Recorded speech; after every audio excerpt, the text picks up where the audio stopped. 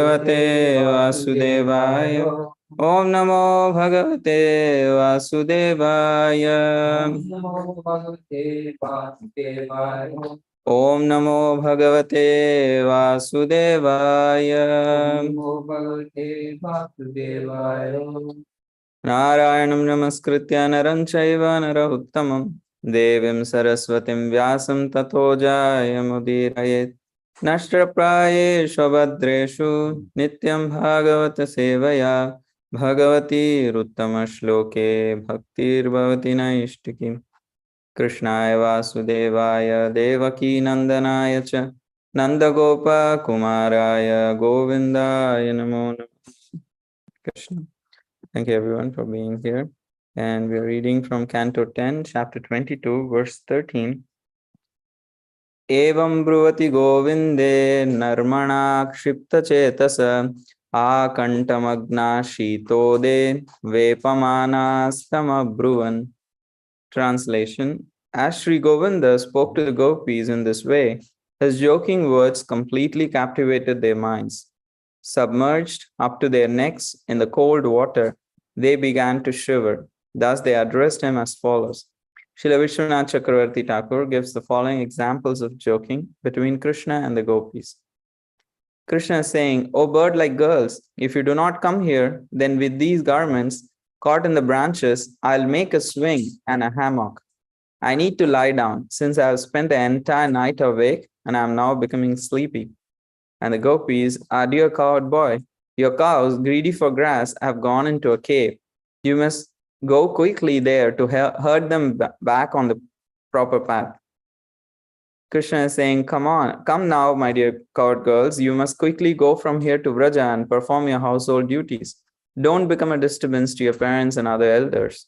Our dear Krishna, we will not go home for an entire month, for it's by the order of our parents and other elders that we are executing this vows of fasting, the Katyayani Vrata. My dear austere ladies, I too, by the strength of seeing you, have now developed a surprising mood of detachment from family life. I wish to stay here for a month and execute the vow of dwelling in the clouds. And if you show mercy to me, I can come down from here, observe the vow of fasting in your company. The gopis were completely captivated by Krishna's joking words, but out of shyness, they submerged themselves in the water up to their necks. Shaking from the cold, they addressed Krishna as follows. Om Jnanatimmirandasya Jnananjana Shalakya Chakshurun Militam Yena Tasmai Shri Gurave Nama Shri Chaitanya Manobhishtam Stapitam Yena Bhutale Swayam Rupa Kadamahyam Dadati Swapadantikam Vandeham Shri Guru Shri Yuta Padakamalam Shri Gurun Vaishnavamscha Shri Rupam Sagarjatam Sahagana Raghunathanvitam Tam Sajivam Sadvaitam Savadutam Parijana Sahitam Krishna Chaitanya Devam Shri Radha Krishna Padan Sahagana Lalita Shri Vishakan Vidhamsha. He Krishna Karuna Sindho Deenabandho Jagatpate Gopesha Gopika Kanta Radha Kanta Namostute Tapta Kanchana Gaurangi Radhe Vrindavaneshwari Vrishabhanu Sute Devi Pranamami Haripriye Vancha Kalpatarubhyascha Kripa Sindhubhya Evacha Patitanam Pavanebhyo Vaishnavebhyo Namo Namaha. Jai Shri Krishna Chaitanya Prabhu Nityananda Shri Advaita Gadadhar Srivasadi Gaura Bhakta Vrinda. Hare Krishna Krishna Krishna Hare Hare Hare Rama Rama Rama Hare Mukam karoti vachanam pangum langhayate girim yat kripatamaham vande Shri Gurum Diktarin Paramananda Shri Chaitanya.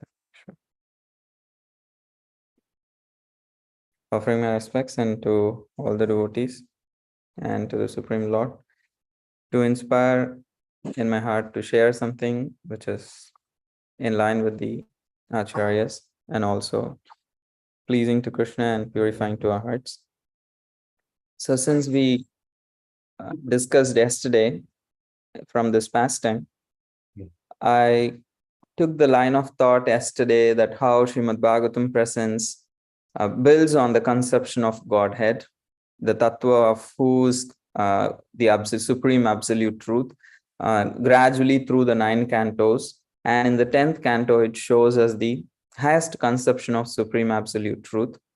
So we saw how the supreme absolute truth manifests in 3 features as Brahman, Paramatma, and Bhagavan, and the Supreme Lord himself comes in various incarnations. And Srimad Bhagavatam has presented all of that in the first 9 cantos systematically. And there is also another line of thought when we deal with Srimad Bhagavatam. Srimad Bhagavatam is also Rasa Shastra. So, Pibata Bhagavatam Rasamalayam Muhuraho Rasika Bhuvi Bhavukaha. So, right in the 3rd verse, when Srila Vyasadeva begins the Srimad Bhagavatam, he says, what is Srimad Bhagavatam? It is Rasamalayam. It is actually a book filled with mellows of nectar. And he is saying, please come and drink this nectar. Please drink these mellows. And that is how our thirst can be actually fulfilled. Everyone in this world is looking for happiness, and most of the people are working hard in order to become happy. They think I'll earn money, and with that money I can become happy. A person can buy things, eat things, watch, go on an excursion.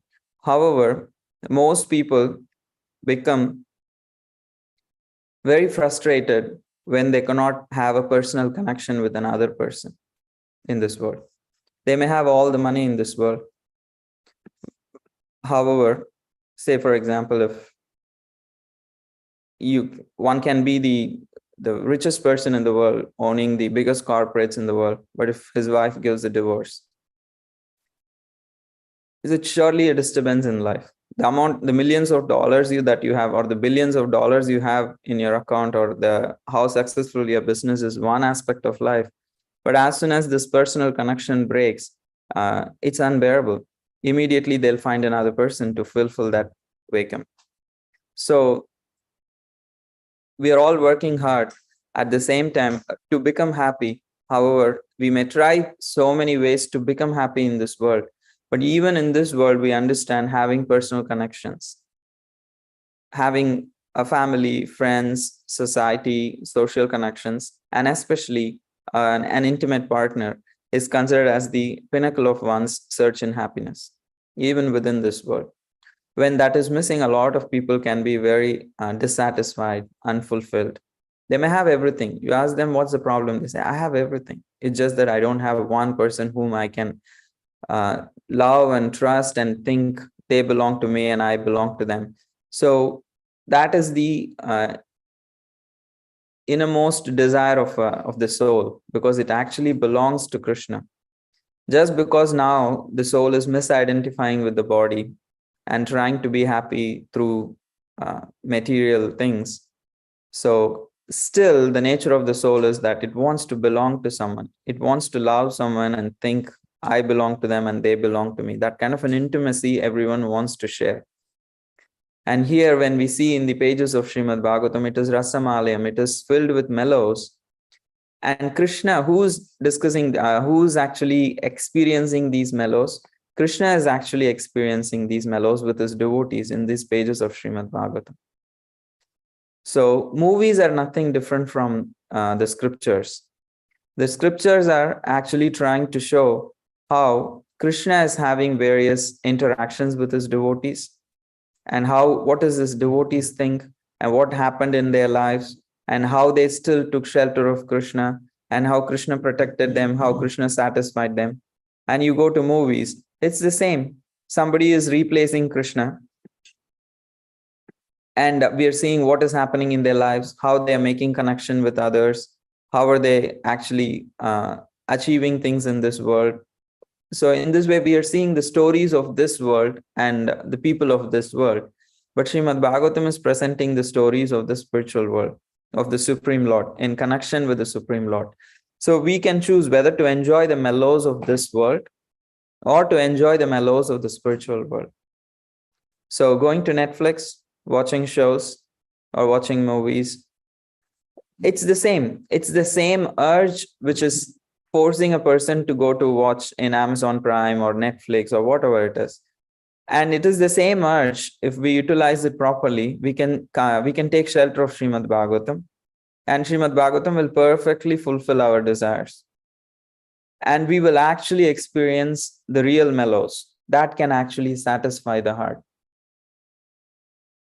The problem in taking to material mellows is that they don't actually satisfy our hearts. They leave us wanting for more, in the sense that it never fulfills us. However, in connection with Krishna, in connection with Srimad Bhagavatam, we may be left wanting for more, not because we are not fulfilled. It is more like we are actually experiencing a higher taste so that we become attached to it. So addiction is also the same. However, addiction takes away our choice. But becoming committed to Srimad Bhagavatam or becoming a devotee of Krishna, we gain the ability to exercise our choice properly. One takes away our choice, and the other actually refines our ability to exercise our choice. The material enjoyment actually makes us dull and, in one sense, stupid. However, like taking to spiritual subject matters by reading Srimad Bhagavatam, we can actually experience the satisfaction. However, the identity with which we approach should be different. When a person approaches movies, what is his identity? He is like, I'm here to enjoy. And we look at two people on the screen and we identify with one of those persons. That's how we enjoy. It's a second-hand enjoyment. We identify with the actor or the actress or some character in the plot, and through them we experience. And when two people are engaging in romance, or when two people are engaging in fight, we identify with one of the characters and go through those emotions. And whenever a movie fulfills our emotional need, that's how we feel connected to the plot, and that's how the movie usually becomes a hit. When maximum number of people can identify with the one of the characters in the movie and they can actually enjoy those emotions, then it becomes successful. So in this world also, we do continuously identify with other people and experience secondhand emotions. Srimad Bhagavatam, what is the identity with which we approach Srimad Bhagavatam? We are not trying to identify ourselves with Krishna here when we are reading Bhagavatam. We are trying to identify with the devotees when we are reading Srimad Bhagavatam. And we are aspiring, can I develop such an attitude?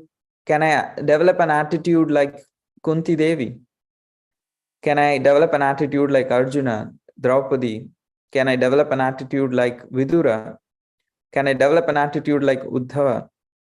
So, and the gopis, and Nanda Maharaj and Yashoda, and the friends of Krishna, the cows. So we are here trying to actually emulate the characters represented in the Srimad Bhagavatam, especially the devotees. We are not that is the difference. Usually we identify as the hero or the heroine of the plot when we see a movie. We don't usually identify ourselves with a villain, with the negative characters. Of course, in Kali Yuga, anything is possible. The whole movie could be on a negative shade and people may really love it because that's what the mode of ignorance does to us. But usually a person identifies himself with the main character of the plot. So that's not the attitude with which we approach Srimad Bhagavatam. Our identity is very clear. That is why Srimad Bhagavatam sets the stage from the beginning of the Canto 1, that who am I? Who do I actually, when I read these pages, who do I identify with? So I'm a spirit soul, and I'm also an aspiring devotee of Krishna. So here, when I'm reading these page after page, the life of various devotees, I'm trying to learn from them. And I'm trying to adapt some qualities or like be inspired by their qualities. However, in India, a lot of people have access to these scriptures. And when they actually pick up and they think, oh, Krishna enjoyed with girls and people are considering it as spiritual, so I'll also become a guru. I'll also have Ras Leela. I'll also enact these activities. That's called like misidentifying the role.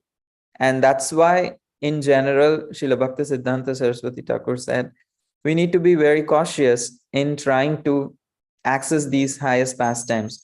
Because if we don't understand the tattva, and if we don't understand the rasa part properly, then we can misidentify ourselves with Krishna, and we can engage in acts that can actually, instead of elevating us in our spiritual journey, can actually degrade our consciousness.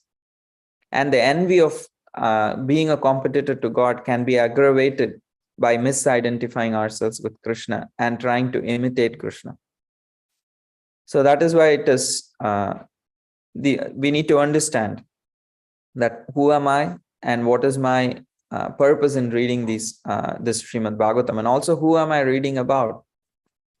And I just began to discuss how Bhagavatam is a rasamalayam, is a scripture of rasa, mellows. And Srimad Bhagavatam, you can observe in the 9 cantos, it developed all kinds of relationships. It exhibited various kinds of relationships that devotees having with the Supreme Lord.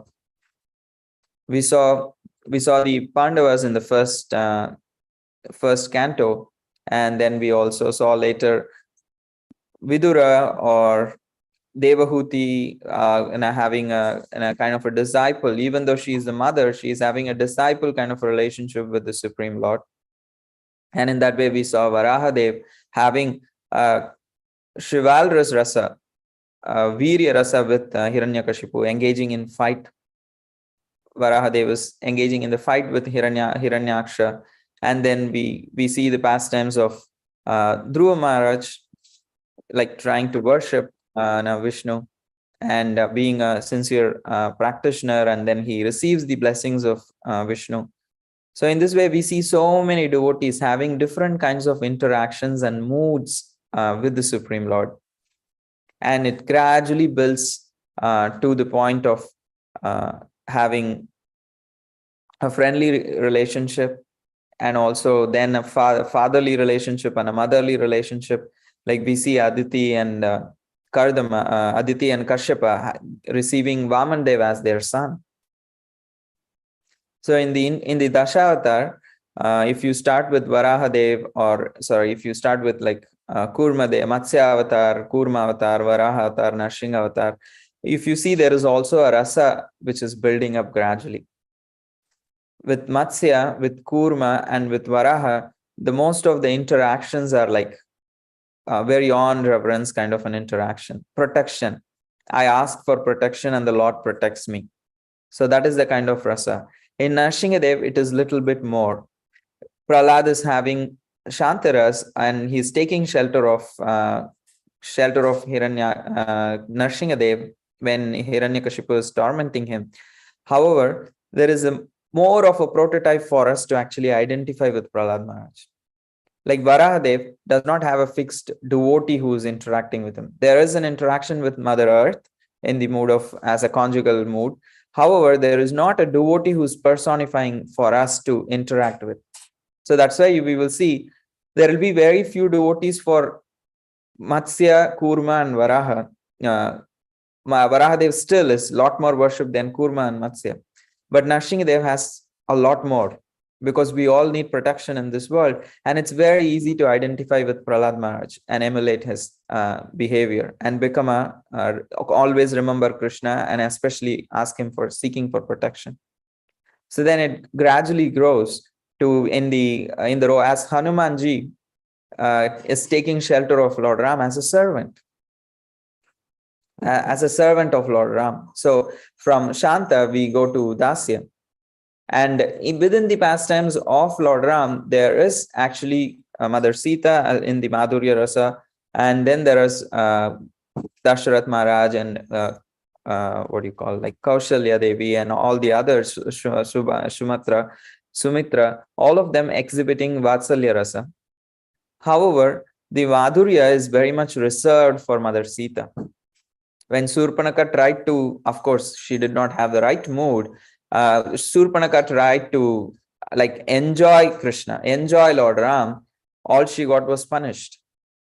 She got punished because she wanted to make a connection with Lord Ram, but her intent was, I want to enjoy Lord Ram. It was not a mood of service. So even though she approached Lord Ram to be actually a wife of him, the mood was, I want to enjoy Lord Ram.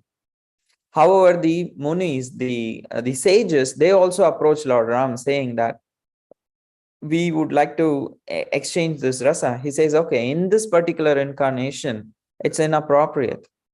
So in the future, you can actually take the form of gopis, and I can exchange this rasa when I come personally in my original form as Krishna.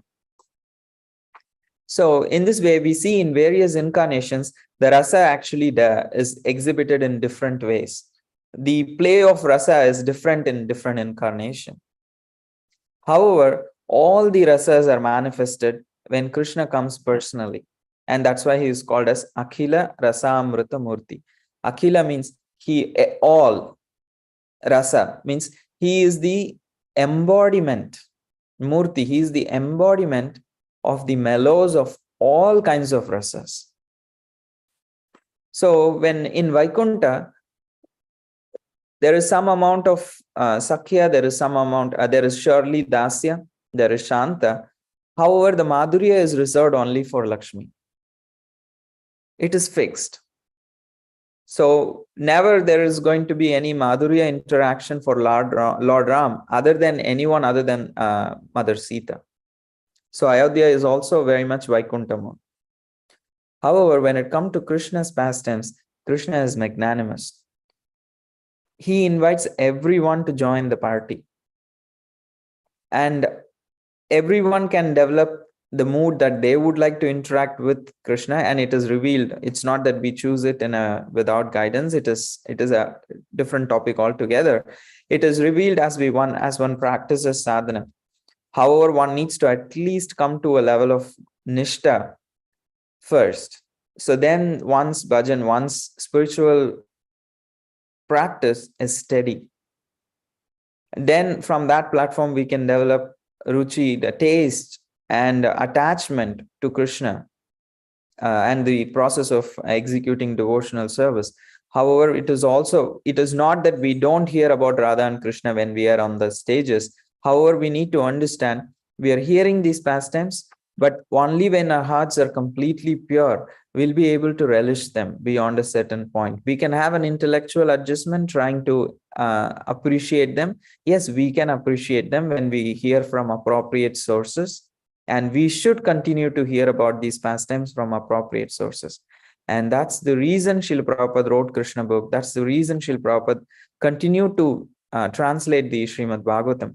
So he was teaching us rasa in a progressive way. So when we become actually cleansed in our hearts, when our hearts become cleansed, then we will be able to take the rasa properly, identify with the right people, emulate the right behavior, have the right attitude to approach Krishna. We don't want to approach Krishna like Shurpanaka approached Lord Ram, trying to enjoy Lord Ram. Lord Krishna or Srimad Bhagavatam is not here for our enjoyment. Rather, we are here to serve Srimad Bhagavatam sincerely by reading and relishing. But that relishing is not enjoyment. So we are not here to with an ego of an enjoyer. And as soon as we approach Srimad Bhagavatam with the ego of an enjoyer, then what happened to Surpanaka will what happened to us also. Our nose and ears will be cut.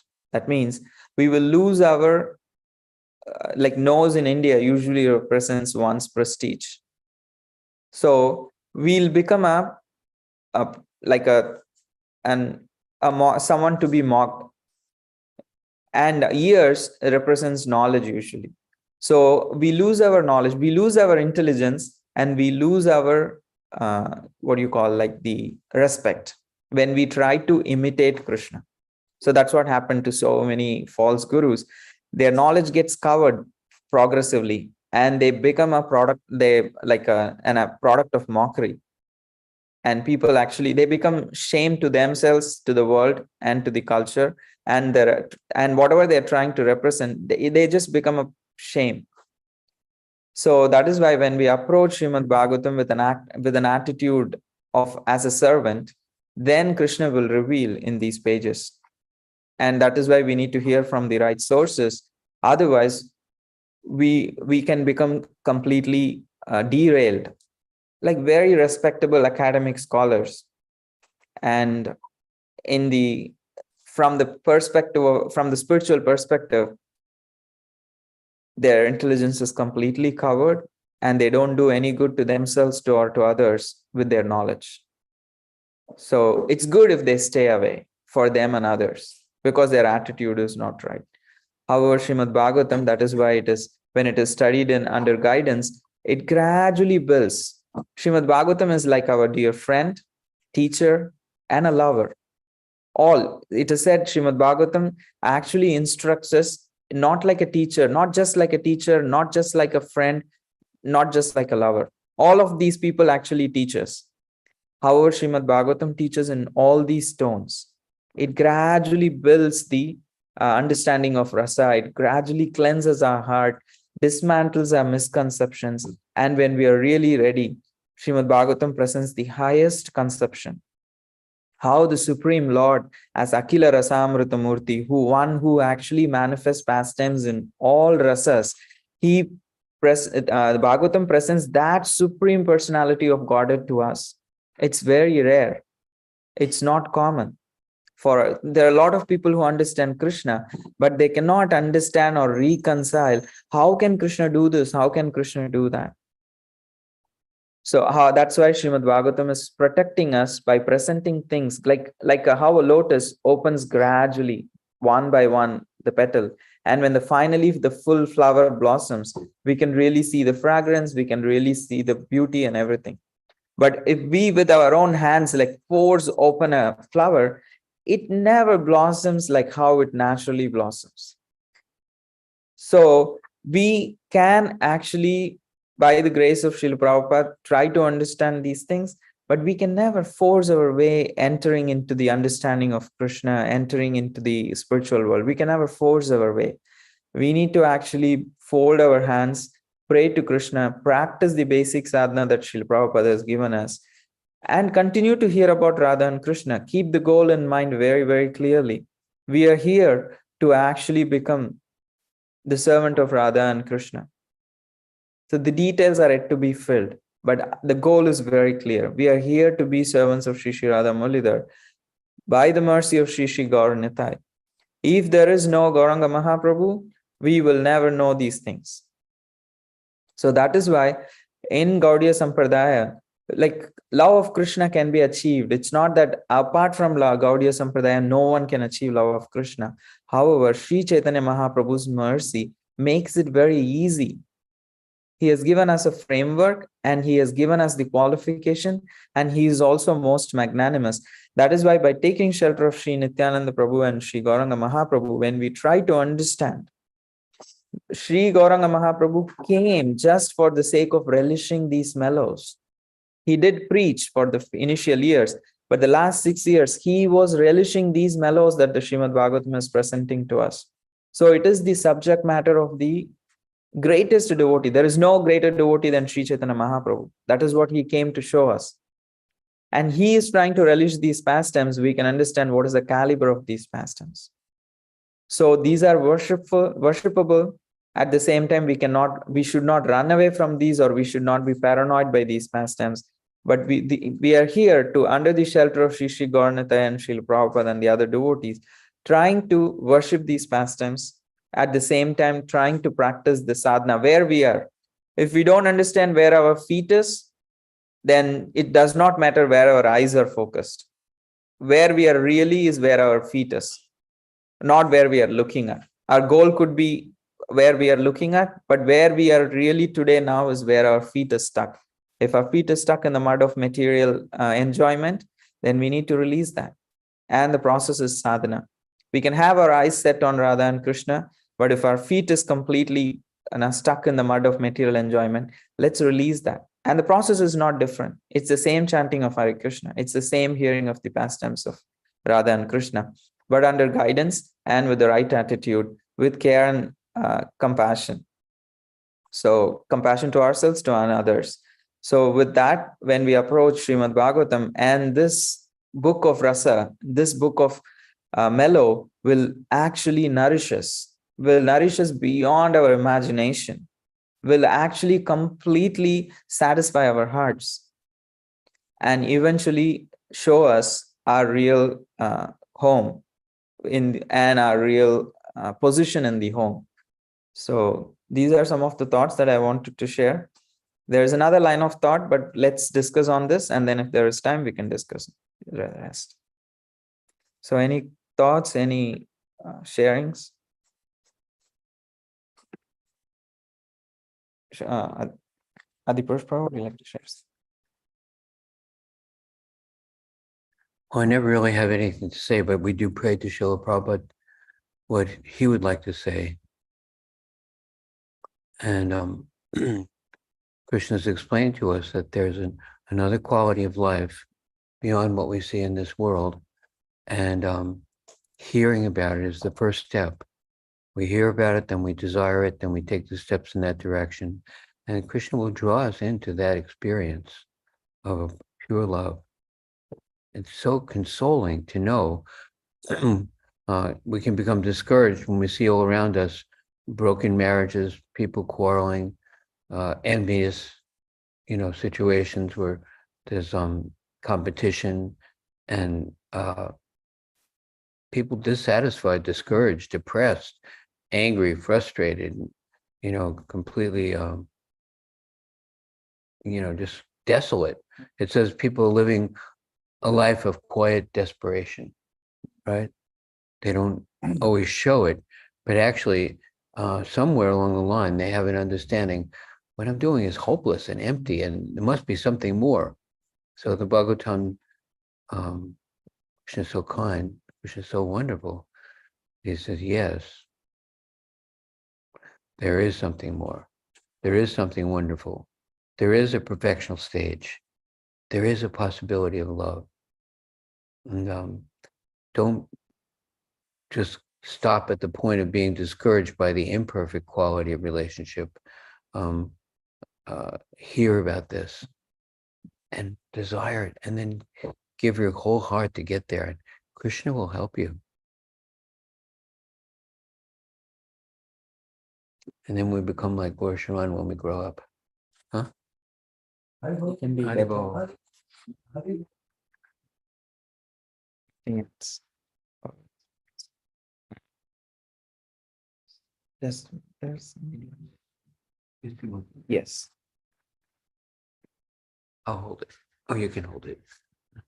Thank you for the class. It was wonderful. And I feel very happy to have the chance to listen to you. It's so inspiring. Yeah. You mentioned about not imitate Krishna, right? And that is something that can make us think very well. Yeah, it's interesting that we can sometimes be confused and have, like you mentioned in the example of the movie, right? Connecting with the character, connecting with the hero, right? Yeah. So same with the book while we are reading, right? And that reminds me of a story when a girl was going through different situations, right? A girl was having one day needing to go to, well, just going out for buying some food. And she found a homeless in the door. And she said, I was not knowing what to do. And I said, so what did you do? Well, I read in a book that you have to give them food. So I did it. Okay. Another day, she was in front of a river. And she said, I didn't know what to do. And I said, So what did you do? And she said, well, I read in a book that when you are in a river, you can jump inside of the water. So I did it. Okay, you read it, so you did it. Another day, she was going through another situation, working. And the boss said, we can be brave. So the thing that we need to do for being brave is talking more. And what did you do? I start talking with everybody and just talking and talking and talking. And I also read a book where it was saying that we need to talk. So I did it. Okay. On that kind of situations, we can think that the books are saying to us what to do, right? Yeah. But also, at the same time, if we follow exactly the same things that we find on books or someone says without putting the responsibility of thinking what is correct, the context, and also other experiences on our lives. Yeah, if we do that, we can really understand what is the thing that Krishna is waiting for us to do, right? Yeah, we decide, and deciding, making decisions is important, right? Because it's the chance to learn, right? Not just to follow, right? We can follow, of course, and we can believe and trust, but also we can go through the challenge of learning through thinking what is the correct way to act on this situation, right? Because it's even a situation more complicated, but it's the way where we can learn, so we can share the knowledge as well, right? Yeah. So that is the thing that I always wanted to share. Thank you. Anyone else online has anything to share?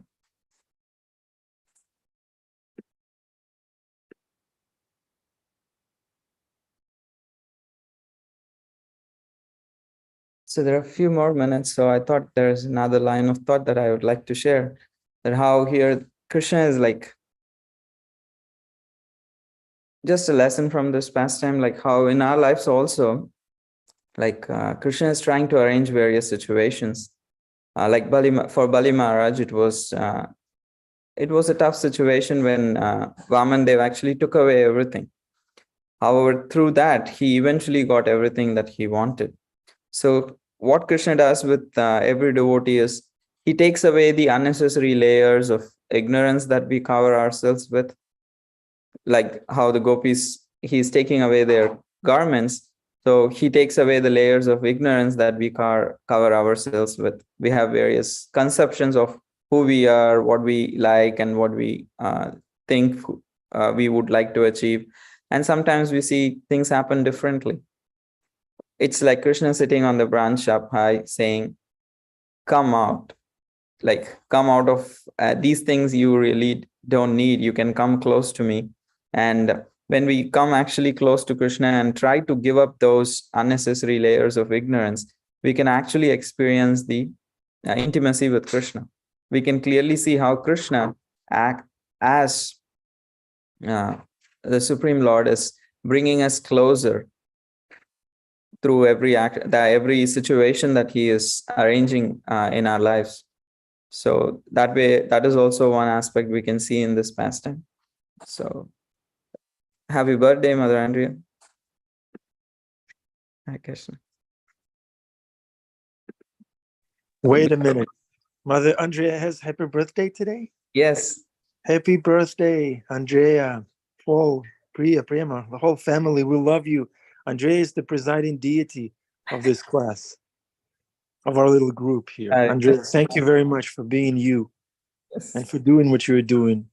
Thank you, Andrea. We love you. Happy birthday. Bhima Prabhu, would you like to share something?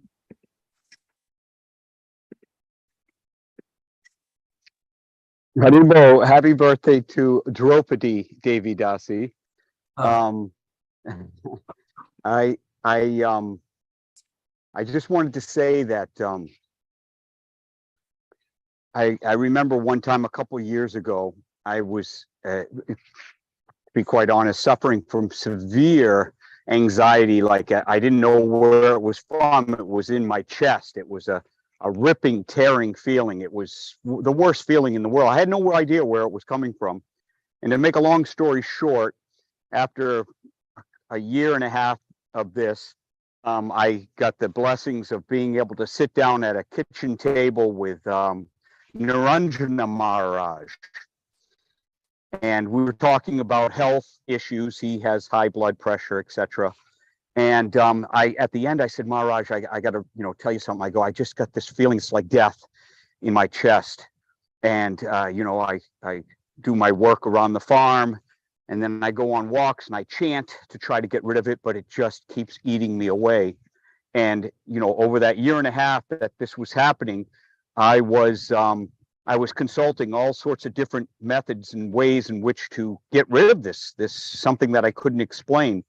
In the end, he helped me by saying one thing. He just looked at me in the eyes when I told him how awful it felt. And he said, it's because you're still attached. You're still attached. And it was an understanding that I had come to, that you have to let go of everything, all your material desires. I was praying to Krishna to relieve me of all my material desires, because I had come to know after 60 years of life that this was a necessity, that you have to, that your material desires, you have to, they have to be gone before you're allowed anywhere near Krishna. That we have to remember that. Just said, you're still attached. And the way in which he said it made me come to realize that I hadn't let go, that I had prayed to be relieved of my material desires, but I wouldn't let go of them. So after that one statement, that word to the wise, so to speak, I made it a practice of just changing my consciousness concerning all the things that surrounded me, which I used to think were mine.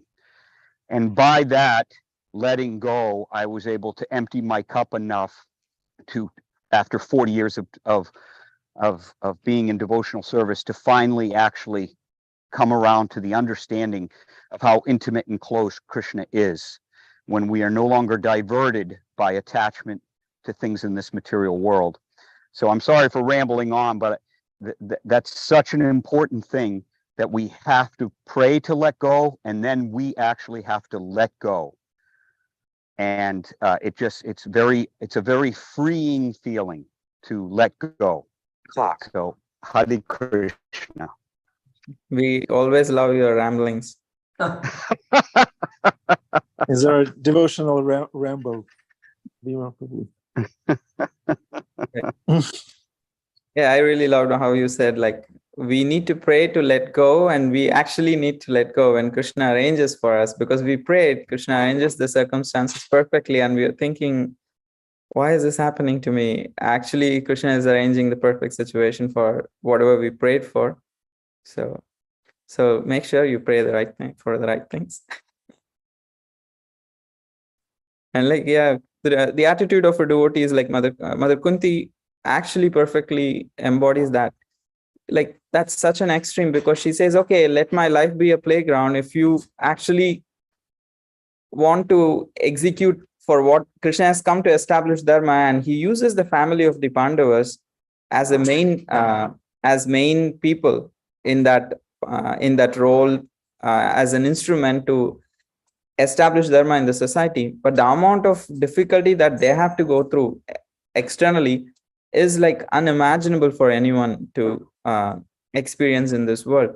Still, after going all through that, Kunti has the courage to pray, I don't mind going through all those difficulties again, because I can always see you in my life whenever those difficulties are there. So she has got addicted to Krishna's presence in her life. Internally, she has grown close, that she does not care what happens externally. because the external difficulties, if it is bringing her close to Krishna more, she's just wanting that. So it's scary for a practicing devotee to think that they have to sometimes externally go through a lot of difficulties. But yeah, never an operation is always is like kind of painless. And maybe in the real life there is not anesthesia. You have to do your own operation, and it may be, however painful it is, you can make it slower if you cannot handle it, but there is no other way actually. However painful it is, we have to slowly and steadily do that and remove those things from our hearts. We cannot go for any artificial anesthesia in real life to when we deal with our hearts. But the real satisfaction comes from connecting with Krishna by chanting with Krishna. That is much more than an anesthesia. We are not going to lose our consciousness. Still, our hearts can be completely satisfied and composed, and we can be happy, even though a tough situation we are going through and we are trying to remove, when we understand. So that adventure is the real adventure. So let's continue that spiritual adventure. Thank you very much for making me a part of that. Thank you very much. Hare Krishna, Srila Prabhupada, Ki Jai, Nitai Gaura Premanande, Hari Hari Go. Jai. Gaura Sharan Prabhu ki jai.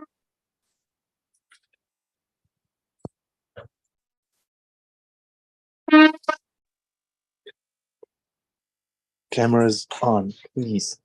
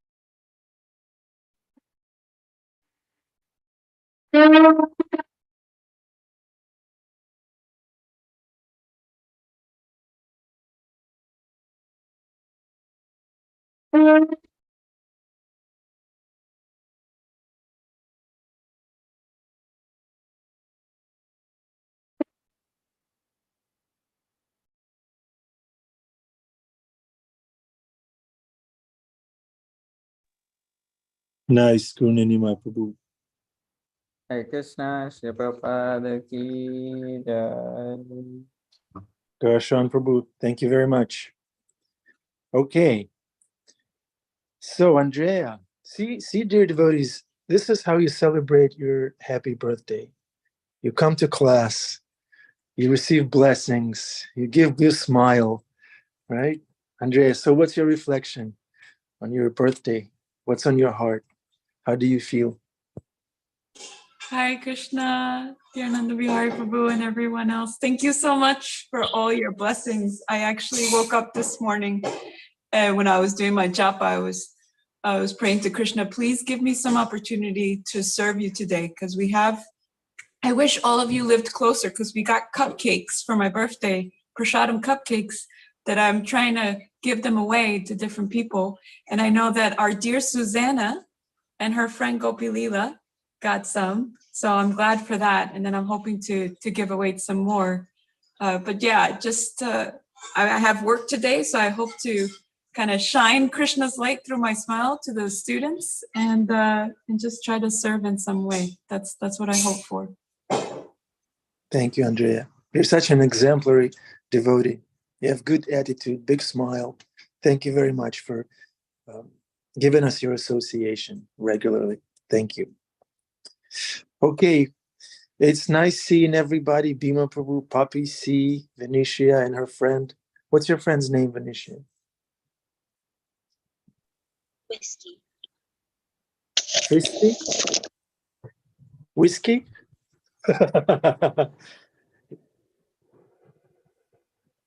Okay, what's the name again, Venetia? I didn't get it. We can hear. We can hear. You can type the name in the chat. Okay. Amrita Kishori Didi. Bruce Prabhu turned his camera off, hiding from us. Yogeshwari, Amish Prabhu, Suzanne, Rich, Dana, Pink Yogi. Pink Yogi put the devotional movies in the chat, so I hope you copied that or took a screenshot. And yeah, so what was I going to say? I had a reflection, but I forgot. So I'll guess tomorrow is another day. So love you all. Hari Hari Bol. Hare Krishna. Have a wonderful day.